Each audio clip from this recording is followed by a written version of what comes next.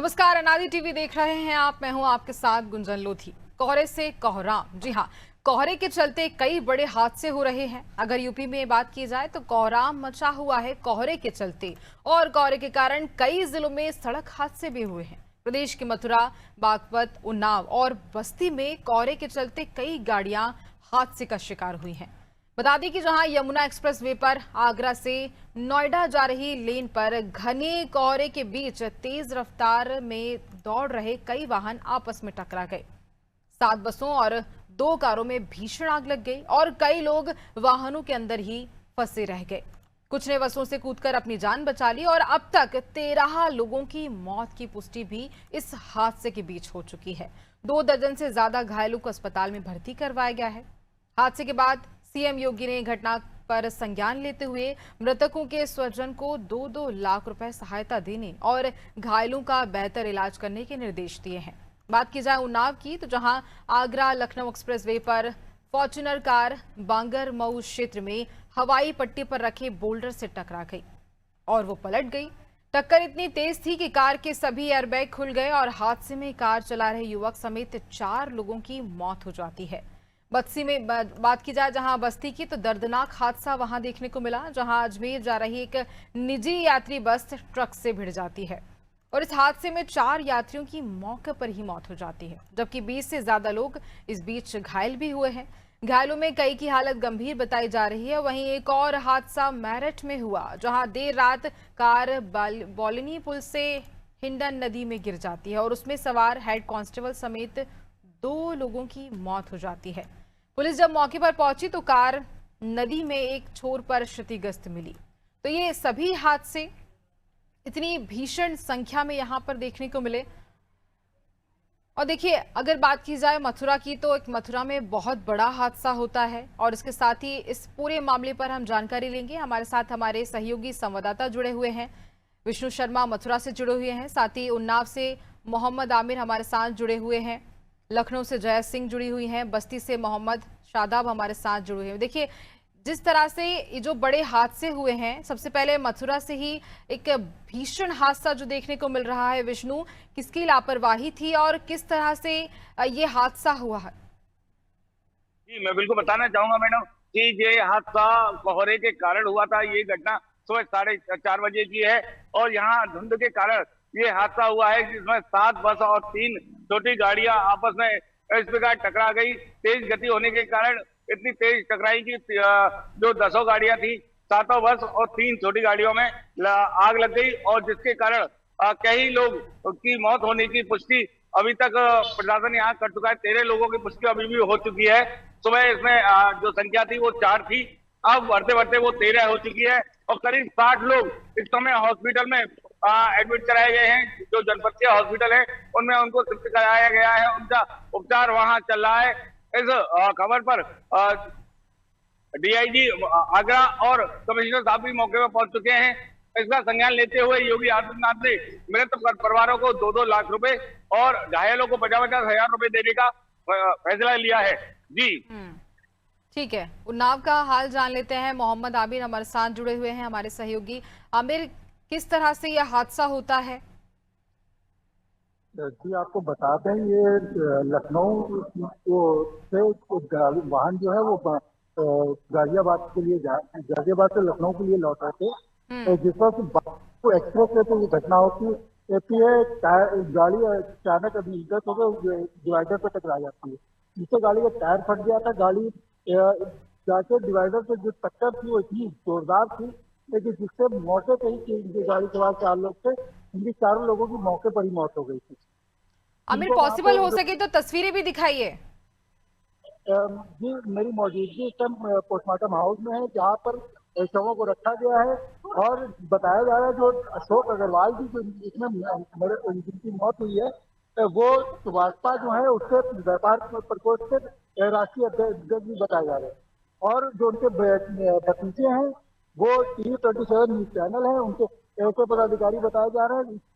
इसके जो पंचायती राज मंत्री है ओपी राजभर, वो भी पोस्टमार्टम हाउस पहुंचे हैं। हम आपको तस्वीरें दिखाएंगे कि जो उनके यहाँ के परिजन हैं, वो उनके परिजन यहाँ पे पहुंचे हैं। जो जिला यहाँ का प्रशासनिक अमला है वो एडीएम हो या एसडीएम हो या सिटी मजिस्ट्रेट हो या पुलिस प्रशासन पूरी तरीके से उस पर नजर आ रहा है। यहाँ पर परिवार के कुछ जनों से आने का इंतजार किया जा रहा है, जिसके बाद पोस्टमार्टम की जो प्रक्रिया उसको चालू किया जाएगा। सुभाषपा जो अध्यक्ष हैं और पंचायती राज मंत्री हैं ओपी राजभर जी, वो भी अंदर आ चुके हैं, वो अंदर बैठे हुए हैं, परिजनों से बातचीत कर रहे हैं। जी देखिए, बहुत ही दर्दनाक हादसा हुआ है, लोगों की भीड़ इस बीच देखने को मिल रही है। और अगर बात की जाए लखनऊ से, जया सिंह हमारे साथ जुड़ी हुई हैं। जया, किस तरह से ये बड़े हादसे हो रहे हैं, क्या कुछ कारण है? तरीके से ठंड का मौसम पड़ रहा है। ये पहला नहीं हादसा है, बल्कि इससे पहले भी देखेंगे, पहले के जब सर्द का मौसम था तो उस समय भी कई गाड़ियों का टकराने की खबर आती थी। एक्सप्रेसवे वो जगह है जहां पे लगातार बड़ी स्पीड के साथ गाड़ियां चलती है। परिवहन विभाग लगातार स्पीड को लेकर नियम और निर्देश तो देता है, लेकिन कोई भी कार का ड्राइवर हो, कंडक्टर हो, कोई मानने को तैयार नहीं होता। फिलहाल जो मथुरा की तस्वीर है बहुत ही भयावह और भयंकर है। इसलिए है क्योंकि जिस तरीके से तमाम 11 गाड़ियां एक के बाद एक टकराती है, वजह ये बताई जा रही, घना कोहरा था। पहले एक गाड़ी टकराती है, कार जो है डिवाइडर से टकराती है, इसके बाद उस कार से ही बस टकरा जाती है। बस टकराने के बाद कई कारें और कई गाड़ियां छोटी आपस में टकरा जाती है। इसमें कम से कम 4 लोगों की मौत की खबर है, 11 लोगों को घायल, 25 लोगों को घायल बताया जा रहा है। कुल मिलाकर गाड़ियों की जो संख्या है वो 8 बताई जा रही है। इसमें ये भी बताया जा रहा है कई गाड़ियों में आग की भी खबर है। फिलहाल फायर ब्रिगेड की तमाम टीमें वहां पर यमुना एक्सप्रेस में पहुंची। तमाम जद्दोजहद के बाद आग पर काबू पा लिया गया। साथ ही मुख्यमंत्री योगी आदित्यनाथ ने भी इस पर लेकर ट्विटर और संवेदना व्यक्त किया। उन्होंने साफ तौर पर कहा कि जिस तरीके से परिवहन विभाग और तमाम गाड़ियां हैं उसको कहीं ना कहीं नियम और कानून और कायदे में लाना जरूरी है, क्योंकि कोहरा का मौसम है। इसमें निर्देश भी दिया तमाम अधिकारियों को, जो भी जिम्मेदार और जवाबदेह अधिकारी हैं उनको मौके पर पहुंच मुआयना करने का भी निर्देश दिया, ताकि पता चल सके कि आखिर कारण क्या था। फिलहाल लबोलुआब देखा जाए तो यही बताया जाए कि कोहरे के कारण ये हादसा हुआ। लेकिन ये देखना दिलचस्प होगा क्योंकि मुख्यमंत्री के स्तर पर देखा जाए तो उन्होंने तमाम जो घायल है उनको 50,000 का सहायता राशि दिया है, और जो जिनको मृत्यु हो गई उनके परिजनों को 2 लाख रुपए का घोषणा किया है, ताकि उनको राहत दी जा सके। लेकिन ये राहत राशि से नहीं, बल्कि ये देखना बड़ा जरूरी होगा कि जो नियम कायदे कानून है वो सड़क पर चलते राहगीरों के लिए कितना मुश्किल पैदा कर रहे हैं, क्योंकि जो मौसम है बहुत ठंड का है और लगातार जो कोहरे का है, दृश्यता कम हो रही, विजिबिलिटी कम हो रही, यातायात प्रभावित हो रहा है। लेकिन इन सबके बीच जिस तरीके से एक्सप्रेसवे पे गाड़ियां दनादन और 2 स्पीड से चलती हैं, उसको कंट्रोल कौन करेगा, ये सवाल है। ये हादसे एक नहीं है, बल्कि मथुरा के साथ उन्नाव में देखिए क्या हुआ, उन्नाव के बाद बागपत देखिए, बस्ती देखिए, संत कबीर ने देखिए। ये छुटपुट हादसे हैं जिसमें कि मथुरा का हम चर्चा तो कर रहे हैं यमुना एक्सप्रेस, क्योंकि वो बहुत भयंकर हादसा था, लेकिन उसके बगल में उन्नाव, जिस तरीके से अभी संत कबीर नगर में हुआ, बस्ती, बागपत, तमाम वो जिले हैं जो आज हादसा के शिकार हुए हैं। उसमें सबसे ज्यादा बड़ा कारण जो है वही आ रहा है कि कोहरे की वजह से हुए। हालांकि मथुरा में जिस तरीके का हादसा हुआ, वहां के एसएसपी श्लोक कुमार को सुनेंगे तो उनका तमाम बयान आया। उन्होंने साफ तौर से कहा 3-4 छोटी गाड़ियां हैं जो आग में झुलस गई, जिसमें जल गए और तमाम लोग प्रभावित भी हुए हैं। साथ में उनका कहना है कि घने कोहरे के कारण हुआ है। कई अगर परिजनों से, प्रत्यक्षदर्शियों से अगर बातचीत करेंगे, मैंने भी जानने की कोशिश की, तो कुछ लोगों का कहना था कि ड्राइवर नींद में आ गया था, ड्राइवर को दिख नहीं रहा था, कोहरा इतना था, विजिबिलिटी इतना थी। तो फिर ये कानून कौन बनाएगा, ये दिशा निर्देश कौन देगा? तमाम वो परिजन थे जो अपने एक मंजिल पे पहुंचने के लिए उस कार में बैठे, तो उन्हें नहीं पता था कि मंजिल जो है वो बीच में ही खत्म हो जाएगा। इसका कौन खोज खबर लेगा, ये बहुत बड़ा सवाल है। 4 वो परिवार नहीं था, बल्कि एक हमारे उत्तर प्रदेश के वो लोग थे। वो क्यों हुए, उनके साथ हादसा कैसे हुआ, उनके घर में किस तरीके की आफत आई है, ये जाकर वो तस्वीर देखना होगा, उनके परिजनों के हालात देखने होंगे, क्योंकि ये हादसा एक हादसा नहीं है बल्कि कई संदेश देता है। क्योंकि जिस तरीके से दनादन गाड़ियां, यमुना एक्सप्रेसवे हो या तमाम पूर्वांचल या लखनऊ एक्सप्रेसवे हो या आगरा एक्सप्रेसवे हो, किस तरीके से गाड़ियों का स्पीड को कौन कंट्रोल करे? 200 चले जा रहे हैं, स्पीड कंट्रोल कोई है ही नहीं। बस चलता है अंधेरे में, आगे कोई जा रहा है उसको दिखता ही नहीं है। कई खबरें तो ऐसी आती है नशे में बस का कंडक्टर गाड़ी चला रहा है। तो ये तमाम चीजें हैं जिसमें कहीं ना कहीं ये तमाम सवाल खड़े होते हैं परिवहन विभाग को, क्योंकि जाड़े का मौसम है, ठंड का मौसम है, सर्द रातें हैं, कोहरे की विजिबिलिटी कम हो रही है, तमाम बातें हैं, लेकिन इसको कंट्रोल करना बड़ा जरूरी है। क्योंकि जिस तरीके की हादसा हो रहा है, आज तो बड़ा हादसा है, हम लोगों ने सबने इस पर बातचीत किया, लेकिन रोज ऐसी खबरें आप देखेंगे, अखबार का पहला पन्ना हो, टीवी का पहला हेडलाइन हो, हमें यही दिखता है कि यहाँ पे ये हादसा हो गया, 2 लोगों की मौत हो गई। ये खबर आना कब बंद होगा? सड़क सुरक्षा का नियम कानून कब बनेगा? परिवहन विभाग कब सतर्क होगा? इसको लेकर क्या कुछ होगा, ये आने वाला तस्वीर बताएगा। क्योंकि मुख्यमंत्री योगी आदित्यनाथ साफ तौर पर निर्देश दे दिया है कि मौके पर जाइए, मुआयना करिए, तमाम अधिकारियों को वहां पे अलर्ट करिए कि क्या कुछ कमियां रही और किस वजह से ये हादसा हुआ, इसका जांच पड़ताल करके रिपोर्ट दीजिए। अब देखना होगा आगे क्या कुछ, कितना चौकन्ना रहता है या विभाग रहता है कितना चौकन्ना, या जो बस के ड्राइवर्स उनके लिए क्या कुछ नियम बनता है।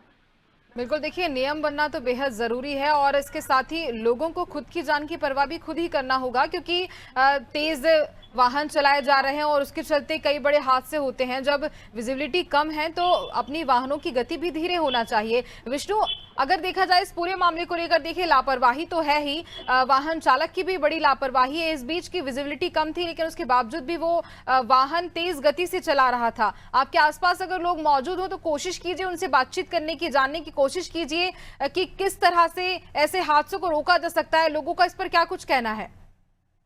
जी, मैं बिल्कुल यहाँ के जो स्थानीय लोग हैं उनसे मैं बात करने की कोशिश करूंगा। जो जैसा कि आज मथुरा में ये हादसा हुआ है, इतना बड़ा हादसा हुआ है, उसमें इतने लोग करीब 13 लोगों की जान गई है और 60 से ज्यादा लोग इस समय अस्पताल में भर्ती हैं, घायल हैं। इसको लेकर आप क्या कहना चाहेंगे? ये जो हादसे हो रहे हैं तेज स्पीड को लेकर, इसको लेकर क्या कहेंगे आप? तो तेज स्पीड को लेकर हो रहे सर, और दूसरा ये है कि कोहरा भी चल रहा है ना, इसकी वजह से बहुत एक्सीडेंट हो रहे हैं जी, और लोगों की जान जा रही है जी, या तो स्पीड कम की जाए या फिर उनको अपना सावधानी से चला जाए तो लोगों की जान बचे। भी और कोहरा भी दोनों। देखा जाता है कि सरकार नियम कानून तो बनाती है मगर वो जो धरातल होते हैं धरती पर वो लागू होते हुए नहीं नजर आते। इसको लेकर क्या कहेंगे आप? सरकार तो अपना प्रयास कर रही है पर लोग भी कुछ नहीं मान रहे हैं, उनको सरकार भी इधर कदम करना नहीं उठा रही है जिससे थोड़ा सा ये हादसा है वो कम हो जाए। ऐसा चले नहीं, लोग भी पालन करें और सरकार की सख्ती से उनका पालन करवाए। जी, मैं अभी इन्होंने स्थानीय नागरिक हैं, ये हमारे साथ जुड़े थे। इन्होंने बताया कि सरकार तो नियम बनाती है और लागू कराने की कोशिश करती है मगर स्थानीय लोगों की लापरवाही के चलते ही ये बड़े हादसे होते हैं विष्णु। और सरकार की ओर से तो नियम बनाए जाते हैं लेकिन लोग खुद ही अपनी जान की परवाह नहीं करते हैं। आमिर हमारे साथ लगातार बने हुए हैं, पोस्टमार्टम हाउस के बाहर से मौजूद हैं। आमिर, कोशिश कीजिए वहां पर अगर उनके परिजन मौजूद हो मृतकों के तो बातचीत की जा सके।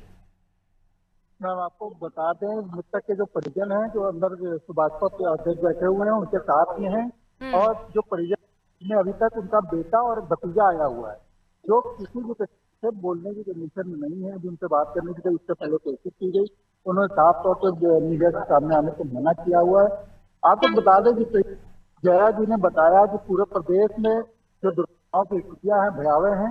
अगर 2024 की हम बात करें तो लगभग 46,000 दुर्घटनाएं जो हैं तो वो उत्तर प्रदेश में के रिकॉर्ड में दर्ज जो अभी तक दर्ज की गई थी, जिसमें 24,000 से अधिक की मौत हुई है और 36,000 से अधिक लोग घायल हुए 2024 में। सर 25 की हम बात करें तो 25 के शुरुआती दौर में ये आंकड़ा जो है लगभग 25,000 को पहुंचा है दुर्घटनाओं का। तो ये पहले के ग्राफ से अगर हम देखें 2023 के ग्राफ से भी ये बढ़ा हुआ है, 2024 के ग्राफ से बढ़ा हुआ है। प्रशासन की अगर हम बात करें तो प्रशासन की ओर से अभी पिछले माह पूरा महीना जो है इसका सुरक्षा अभियान चलाया गया, तरह तरह के नियम बनाए गए सब कुछ केवल, लेकिन जो भी नियम है, जो कायदे हैं, जो कानून है वो कागजों तक ही सीमित रह जाते हैं। एक त्योहार के तौर पर, फेस्टिवल के तौर पर मनाया जाता है, उसके आगे जैसे समय बीतता है तो पूरी तरीके से लापरवाही वैसे ही देखने को मिलती है। आप हाईवे की बात करें जिससे तो हाईवे पे जो है एक्सप्रेस वे हो या लोकल हाईवे हो, जो वाहनों की स्पीड है वो बहुत ही ज्यादा रहती है। जो खास करके जो ओवरलोड वाहन है जो अपनी गाड़ियों को चलाते हैं उन तरीकों से बचाने के लिए लगातार ओवर स्पीड और लापरवाही से चलाते हैं, जो दुर्घटनाओं का बड़ा कारण है। जी बिल्कुल, देखिए लोगों की लापरवाही सबसे बड़ा कारण है कि दुर्घटनाएं हो रही हैं। वहीं अगर नियम सख्त कर दिए जाएं तो उसके बाद इतनी बड़ी घटनाओं की जो संख्या लगातार बढ़ती हुई नजर आ रही है उनमें भी कहीं ना कहीं कमी देखने को मिल सकती है। जया, क्या लगता है, क्या कुछ लापरवाही हो सकती है इस बड़े हादसे को लेकर और क्या नियम बनाए जाने चाहिए? जो भी हो, चाहे अभी मौजूदा समय में भाजपा की सरकार है, इससे पूर्ववर्ती जितनी भी सरकारें हों, लगातार जो है हादसे होते हैं लेकिन हादसे को लेकर कोई सबक नहीं लेता है। लगातार हादसे के बाद मृतक परिजनों को 2 लाख का राशि दे दिया जाता है और 50,000 का घायलों को भी राहत राशि दे दी जाती है। लेकिन सबसे बड़ी बात है कि जिस तरीके से रफ्तार है, इस रफ्तार को कौन कंट्रोल करेगा, कौन नियंत्रित करेगा, बहुत बड़ा सवाल है। फिलहाल जिस तरीके से मथुरा का हादसा हुआ, ये अभी पिछले ही समय के अभी जाड़े के मौसम में, ठंड का जब मौसम था तो उसमें कई ऐसे हादसे हुए जो आज भी वो भयावह थे। लेकिन उसके बाद से सरकार हो या मौजूदा या मौके पे तैनात अधिकारी हो, उन्होंने क्या सबक लिया, बहुत बड़ा सवाल है। परिवहन विभाग लगातार कई बातें कहता है, कई शिकायतें अपनी दर्ज कराता है, लेकिन ये कभी नहीं बताता है कि रफ्तार जो कंट्रोल करने के नियम बनाए गए हैं, तमाम सिल लगाए गए हैं एक्सप्रेसवे पे कि जिससे कि रफ्तार को कंट्रोल किया जाता है, वो क्या कर रहे थे, क्या वो बंद पड़े थे? क्योंकि लगातार ये भी बात कही गई रफ्तार तो तेज था ही था और ड्राइवर की नींद भी नहीं पूरी थी, ये भी बताया जा रहा है। तो ऐसे में बहुत बड़ा सवाल उठता है, क्योंकि एक ड्राइवर के चक्कर में 25 लोग आज अस्पताल में है, एक ड्राइवर के लापरवाही के चक्कर में 4 लोगों के घर में आज रोटी नहीं बनेगा।